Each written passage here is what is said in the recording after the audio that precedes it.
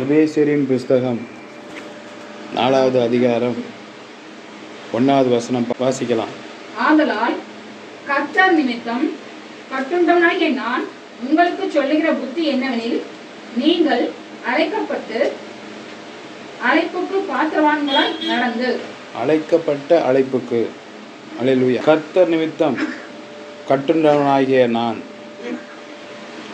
கர்த்தர் இன்னைக்கு நம்ம கட்டுக்குள்ள வைத்திருக்கிறார். எத்தனை பேர் விசுவாசிக்கிறீங்க? நம்ம அவரை விட்டு ஓடுனோம்னா நம்மளுக்கு என்ன சம்பவிக்கணும்னு தெரியாது. கர்த்தர் நிமித்தம் கட்டுண்டவனாகிய நான் உங்களுக்கு சொல்லுகிற புத்தி என்னவெனில், பவுல் சொல்றாரு, நான் கர்த்தருக்கு கீழ்பட்டு என்ன பண்றேன் இருக்கிறேன். இன்னைக்கு பவுலை இல்லாம பிரசங்கமே பண்ண முடியாது. திருவிருந்து கொடுத்தா கூட பவுலை பத்தி தான் என்ன பண்ணணும், சொல்லணும். பவுல் தான் எல்லாத்துக்கும் மூல காரணமாக இருக்கிறார். 14 நிருபங்களை எழுதியிருக்கிறார். எல்லா தீர்க்கதரிசியும் எல்லா ஊழியக்காரங்களும் எழுதினாலும் அதனால பவுல் சொல்றாரு, நான் கர்த்தருக்கு எப்படிப்பட்டவன், கட்டுண்டவன். இன்னைக்கு எத்தனை பேர் கர்த்தருக்கு கீழ்படி இருக்கிறோம்? சும்மா வாய் வார்த்தை, நான் செய்ய முடியாது, நான் கேட்க முடியாது. அப்போ ஆண்டவர் பெருசா, குடும்பம் பெருசா? குடும்பம் தான் பெருசு. அல்லேலூயா. சொல்லுகிற புத்தி என்னவெனில் வாசிக்கலாம். நீங்கள் அழைக்கப்பட்ட அழைப்புக்கு பாத்திரவான்களாய் நடந்து. அழைக்கப்பட்ட அழைப்புக்கு பாத்திரவானாய் இருக்கிறோம். அதுக்கு நம்ம பாத்திரம், நம்ம அதுதான். உனக்கு வேற தலையெழுத்தே கிடையாது. அது மாறாது. தேவநாமத்துக்கு மகிமை உண்டாடி ஜெபிக்கிறேன்.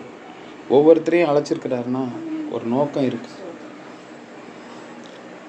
இவ்வளோ ஜனங்க இருக்கிறாங்க. தேசத்துக்கு ஒரு கோத்திரம், 12 கோத்திரம்.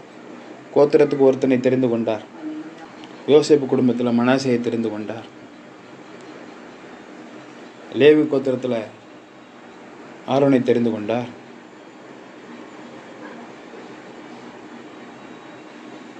இப்படி ஒரு கோத்திரத்திலையும் ஒருத்தரை தெரிந்து கொண்டார். அப்படிதான் உங்களையும் தெரிந்திருக்கிறார். அப்போ நம்ம அழைச்சிட்டு வந்த நோக்கத்தை என்ன பண்ணணும்? வீட்டில இருந்து சாதிக்கக்கூடாது.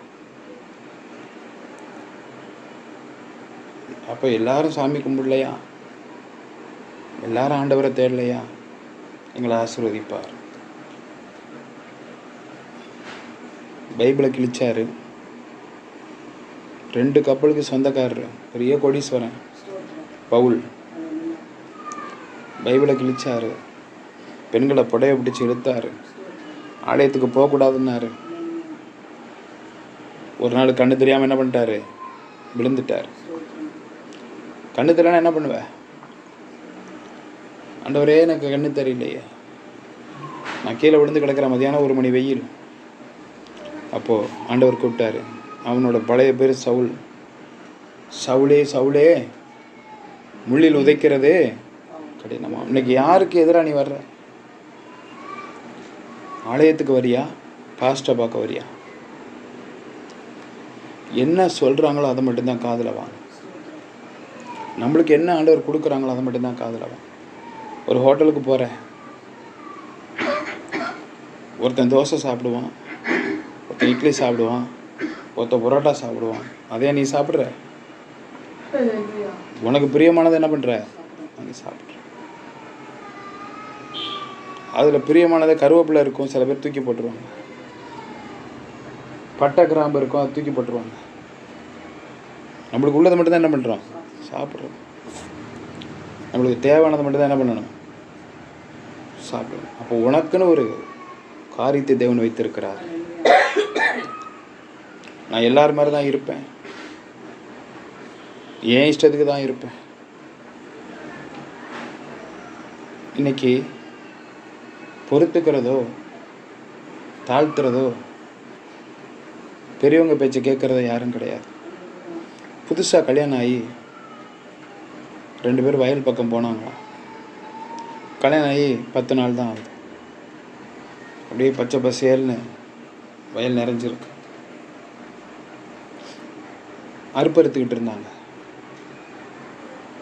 அப்போது அந்த பொண்ணு சொல்லியிருக்கா, அங்கே பாருங்கள் கையில் கத்தியை வச்சு எப்படி அறுப்பறுக்கிறாங்க. அவன் சும்மா இருந்திருக்கலாம். அல்லேலூயா. சரி சொன்னால் சொல்லிட்டு போகிறான்னு இருந்திருக்கலாம். கையில் என்ன வச்சுருப்பாங்க எல்லோரும்?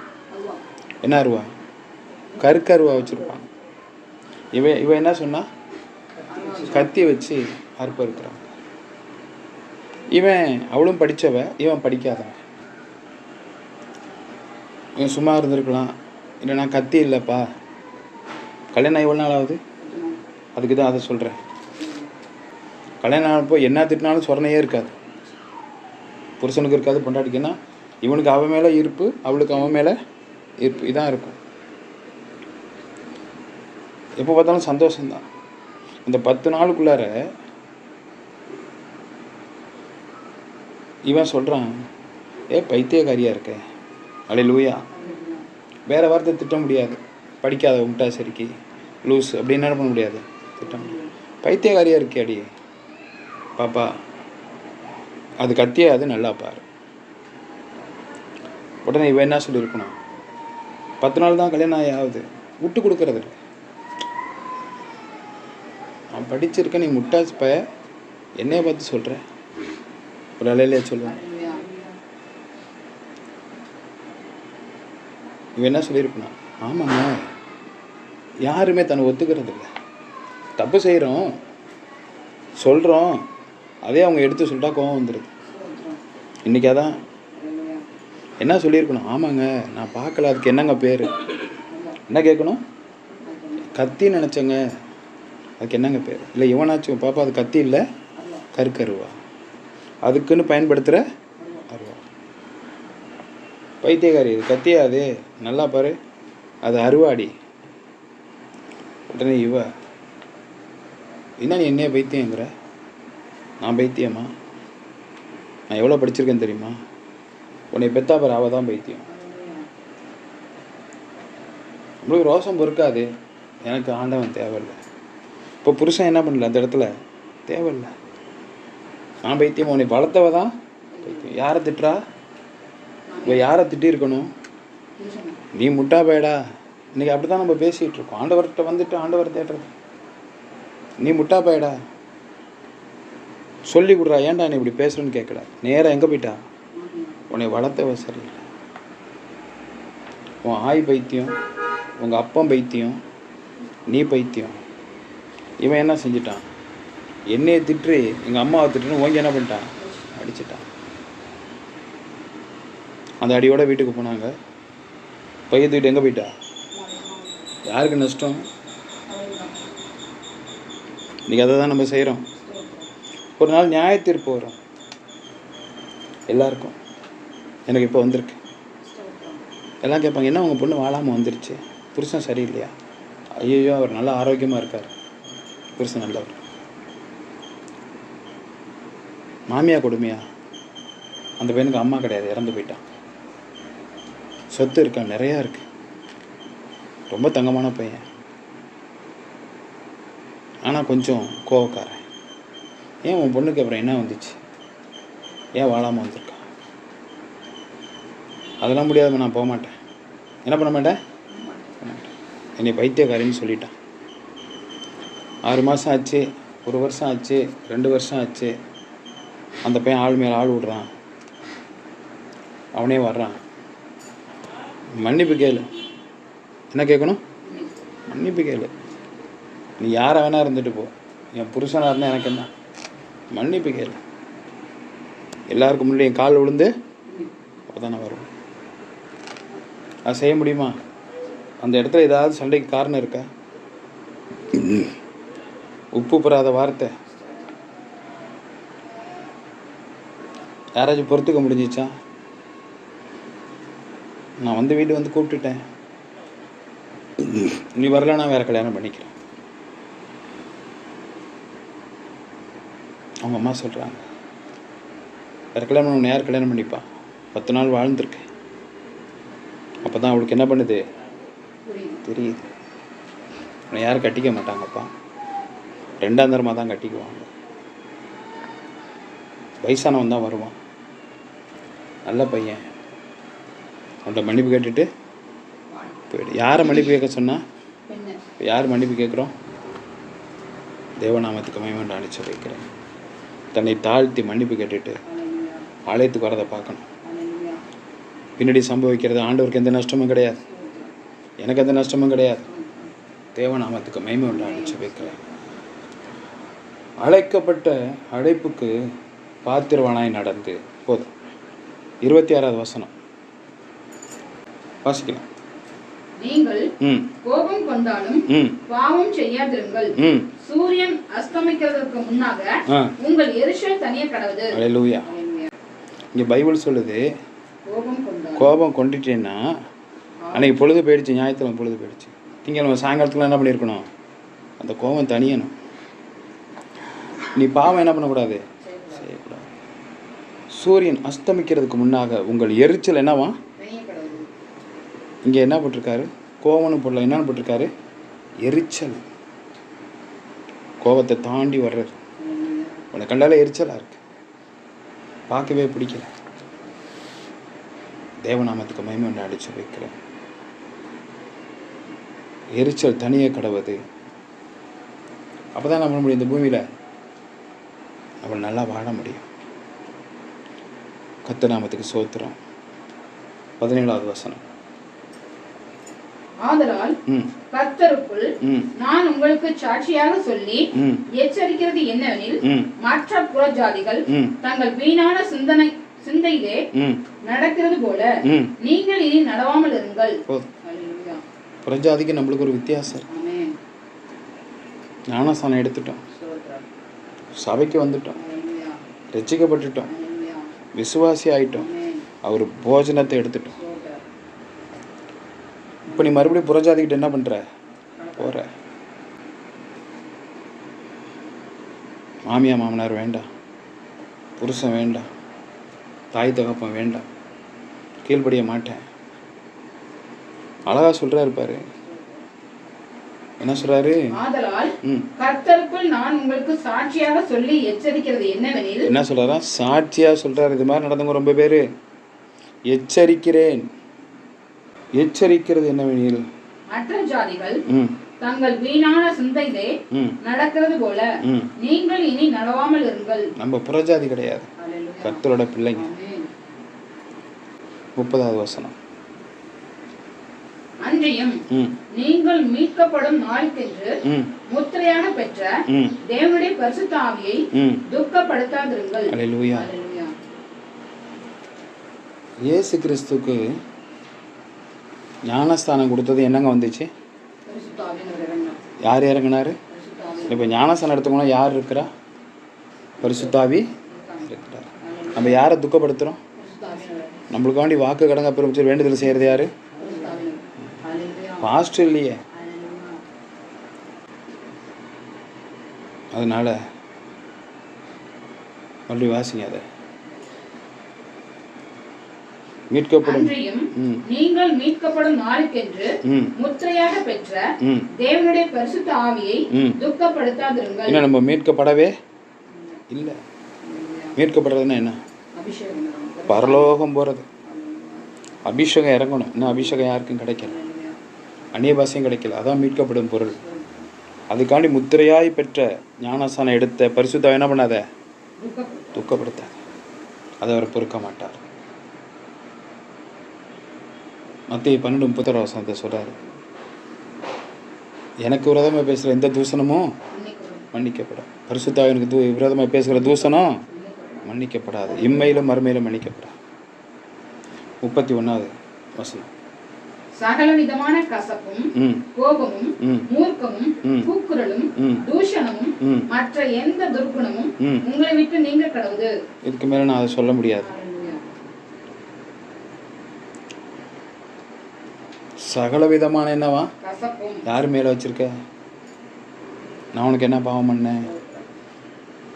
ஊழியக்காரன் என்னைக்குமே பாவம் செய்ய மாட்டான், அடுத்தவங்க மனசு வேதனைப்படுத்த மாட்டான், உன்னை எப்படியாச்சும் காப்பாத்துன்னு தான் நினைப்பான். சகல விதமான கசப்பும் கோபமும் அப்படியே அதில் ஒரு எரிச்சல், மூர்க்கமும் கூக்குரலும் அப்படியே கத்துறது. நான் என்ன பண்ணுவேன் தெரியுமா? நான் யார் தெரியுமா? நான் மூர்க்கமும் தூஷணமும் மற்ற எந்த துர்குணமும், இதை ஊழியக்காரன் தூஷணப்படுத்துறது, எந்த துர்க்குணமும், எப்போ பார்த்தாலும் கோபமாகவே இருக்கிறது. உங்களை விட்டு என்ன பண்ணுமா? நான் ஏதாச்சும் தனியாக படிக்கிறேன்னா தேவநாமத்துக்கு மேலே இதெல்லாம் நம்மளை விட்டு என்ன பண்ணணும்? அதுதான் நான் ஜபம் பண்ணுங்க. உங்களை விட்டு போகட்டும். எத்தனை பேருக்கு போணுச்சு எனக்கு தெரியாது. 32வது வருஷம். ஒருவருக்கொருவர் தயவாயும் மன உருக்கமாயும் இருந்து கிறிஸ்துவுக்குள் தேவன் உங்களுக்கு மன்னித்தது போல நீங்களும் ஒருவருக்கொருவர் மன்னியுங்கள். அல்லேலூயா. இதுக்கு தான் ஜெபம் பண்ண சொன்னேன். முத்திரையை பெற்ற பரிசுத்த ஆவி ஒருத்தர் அன்பா இருக்கணும். எல்லாத்துக்கும் மேலே அப்புறம் சொந்த பந்தம். இது ஒரு குடும்பம். அன்பா இருக்கணும், ஜாக்கிரதையா இருக்கணும். எனக்கு ஏசப்பா தான் பெருசு, அதுக்கப்புறம் தான் குடும்பம். நம்ம எத்தனை பேர் நினைக்கிறோம்? அது கிடையாது. ஏசப்பா தான் ஃபஸ்ட்டு பெருசு, நம்ம நினைக்கிறது இல்லை. பைபிள் எழுதியிருக்கு. அப்போ ஒருவருக்கொருவர் தயவாயும் மன உருக்கமாயும் இருந்து கிறிஸ்துவுக்குள் தேவன் உங்களுக்கு மன்னித்தது போல. இன்னைக்கு நீ மன்னிச்சதுனால தான் உயிரோட உட்காந்துருக்க. 108ல் போகிறவங்க இருக்காங்க, ஆஸ்பத்திரியில் படுத்திருக்கிறவங்க இருக்காங்க. சின்ன சின்ன வியாதி வந்து இன்னைக்கு உன்னை வீட்டில் உட்கார வச்சிருக்கேன். யார் மன்னிக்கிறாமா? கிறிஸ்து, இயேசு கிறிஸ்து மன்னித்தது போல உங்களுக்கு மன்னித்தது போல நீங்களும் ஒருவருக்கொருவர் மன்னியுங்கள். அதை முதல் கற்றுக்கோங்க. அதெல்லாம் நான் சொல்லித்தர வேணாம், உங்களுக்கே தெரியும்.